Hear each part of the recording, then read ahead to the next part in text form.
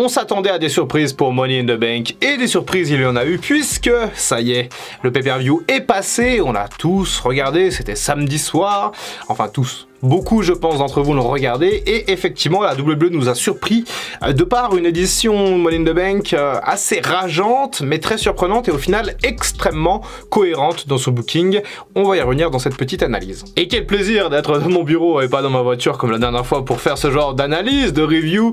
C'est beaucoup plus simple pour moi, je pourrais vous mettre les images, je pourrais vous parler de tous les matchs tranquillement et on va donc démarrer, bien entendu, par le Money in the Bank féminin. Alors comme d'habitude, je me décale un petit peu pour laisser la place au card match. On démarre donc du coup avec le Money in the Bank féminin, comme souvent d'ailleurs dans les pay-per-view Money in the Bank, parce qu'on a souvent des cash-in dans la soirée. Cette fois, on n'a pas dérogé à la règle, on y reviendra.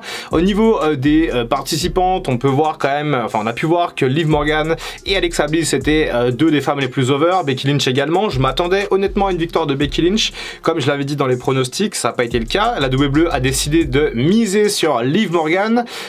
C'est un choix extrêmement pertinent. Liv Morgan, je pense que c'était son heure. Elle a remporté cette mallette. Tout le monde était content. Tout le monde est fan de Liv Morgan. C'est la nouvelle sensation un petit peu de cette année. En tout cas, en termes de main event. Et puis voilà, elle mérite. Je trouve qu'elle mérite le projet Liv Morgan se place un petit peu comme ça dans la durée. Et puis, elle a un certain talent, Liv Morgan. Je l'aime beaucoup. C'est une de mes catcheuses préférées.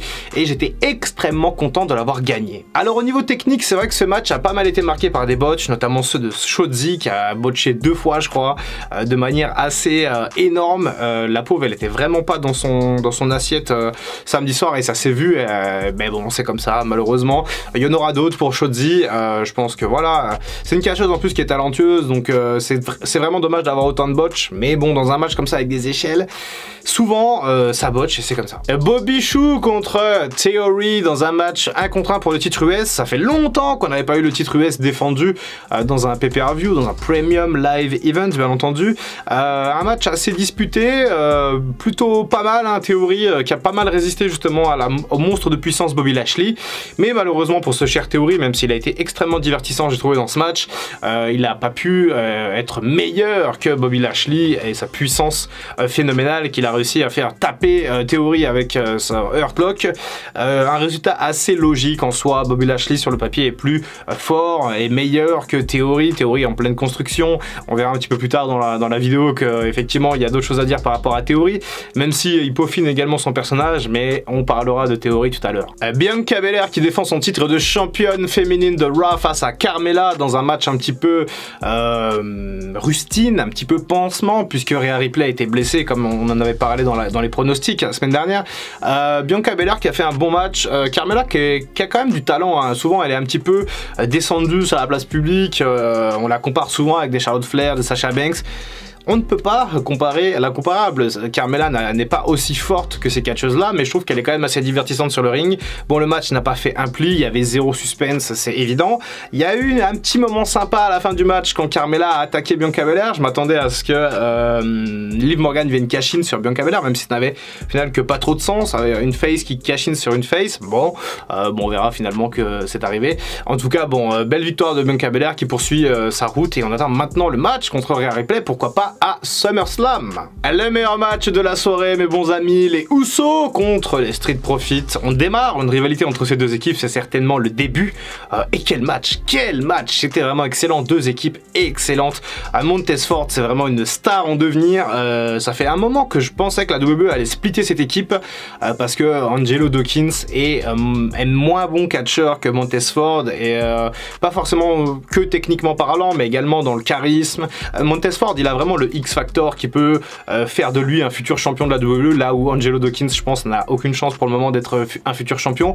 Il y a vraiment un différentiel entre les deux et je suis très content de voir cette rivalité entre les Usos et les Street Profits. C'est une rivalité que j'attendais, c'est peut-être la dernière rivalité des Street Profits ensemble avant peut-être un split.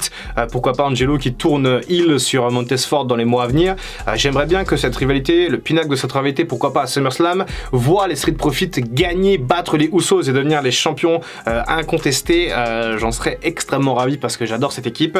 Pour le moment, les Usos ont remporté ce match absolument génial, avec un final un petit peu tendancieux, hein. On sait on voit tout de suite qu'on va aller plus loin dans cette rivalité, puisqu'effectivement l'épaule droite de Montesford ne touchait pas le ring, et donc du coup l'arbitre n'aurait jamais dû compter jusqu'à 3, mais c'est comme ça. Ronda Rousey face à Natalya, les deux anciennes amies qui combattent dans un match plus serré que ce que je ne l'aurais pensé. Natalya a montré une résistance assez farouche en s'en prenant notamment à la jambe de Ronda Rousey. Ronda Rousey a réussi à se dépêtrer, se dépéguer de Natalya, mais Ronda Rousey a quand même réussi à gagner, ce qui est finalement assez logique, hein. On suit quand même la logique côté WWE. Et par contre, alors ça, c'est la petite surprise du soir, Liv Morgan est venue cash-in son Money in the Bank sur Ronda Rousey. Alors le cash-in était excellent, il y a eu beaucoup de suspense, beaucoup d'interrogations. On se demandait si Liv Morgan n'allait pas fail son cash-in et qu'on soit tous deg. Elle a tout de suite été prise dans le ankle lock de Ronda Rousey, longtemps en plus, donc elle a beaucoup souffert. Finalement elle a réussi à s'en sortir, elle a gagné sur un roll-up, donc welcome to the roll-up zone. Ensuite c'était un petit peu chelou, je dois vous avouer que je suis pas vraiment raccord avec l'idée que Ronda Rousey vienne faire un câlin à la catcheuse qui vient juste de cash-in sur elle. Je trouve que ok, bon certes, elle était contente, Liv Morgan, tu récupères sa ceinture, mais en fait, Ronda Rousey, t'es championne de la WWE du roster de SmackDown, tu viens de te faire cash-in, à aucun moment, normalement, tu fais un câlin à la personne qui vient de cash-in. Imaginez-vous Jeff Hardy qui fait un câlin à CM Punk en 2009 quand Punk vient cash-in sur lui. Ou Edge qui vient faire un câlin à Punk également en 2008, ça n'aurait aucun sens. Donc, alors je veux bien que Ronda Rousey soit contente que ce soit Liv Morgan qui récupère cette ceinture. D'après les insiders, Ronda Rousey aurait expressément demandé que ce soit Liv Morgan qui vienne cash-in sur elle. Je crois que Ronda Rousey a prévu de partir un petit peu, de quitter un peu le catch à quelques semaines.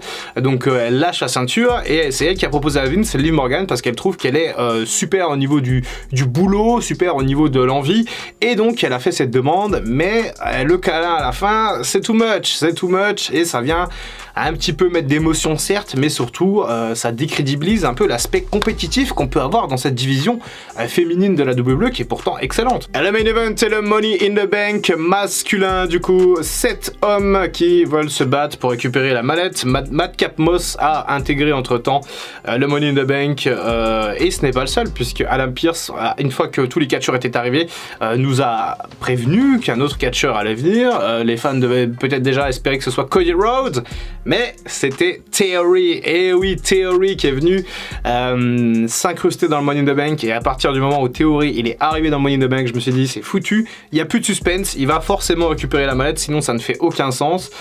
Et ça a biaisé un petit peu ma façon de regarder le match et mon excitation, parce que en sachant que Theory avait été rajouté, ça m'a un peu coupé l'herbe sous le pied, quoi. Par contre, j'ai trouvé l'idée intéressante. Theory, donc du coup, qui remporte la mallette, c'est plus maintenant un secret.